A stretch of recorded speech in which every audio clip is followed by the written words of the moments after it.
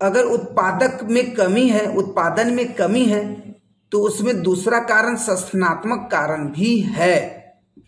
और संस्थानात्मक कारण के अंतर्गत जोत का आकार, भारत में जोत का औसत आकार बहुत छोटा है, अर्थात 5 एकड़ से भी कम। खेतों के छोटा होने के कारण वैज्ञानिक विधि से खेती बाड़ी संभव नहीं है।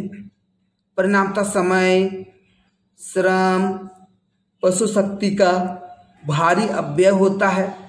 सिंचाई सुविधाओं के उचित उपयोग में कठिनाई होती है।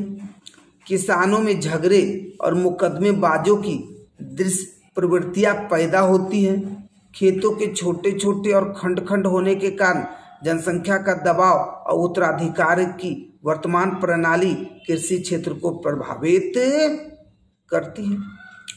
तो अब यहाँ पर आप देखोगे संस्थानागत कारणों में भूपट्टेदारी का ढांचा पर फोकस करेंगे। कृषि की कम उत्पादकता का एक अत्यंत महत्वपूर्ण कारण उचित प्रोत्साहन का अभाव रहा है।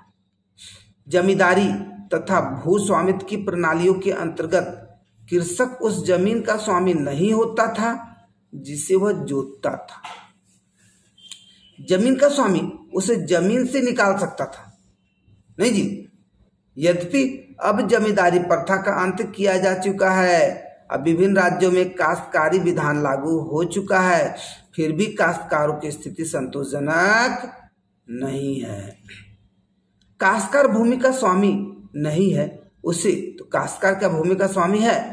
स्वामी नहीं है। उसे जमीन पर खेती करने के बदले भारी लगान देना पड़ता है, उसकी स्थिति सुरक्षित नहीं। तो काश्तकार बोले तो आपका जमीन है, कोई ले लिया है और अपना खेती कर रहा है और लगान वो अपना दे रहा है, ये चीज हो गया।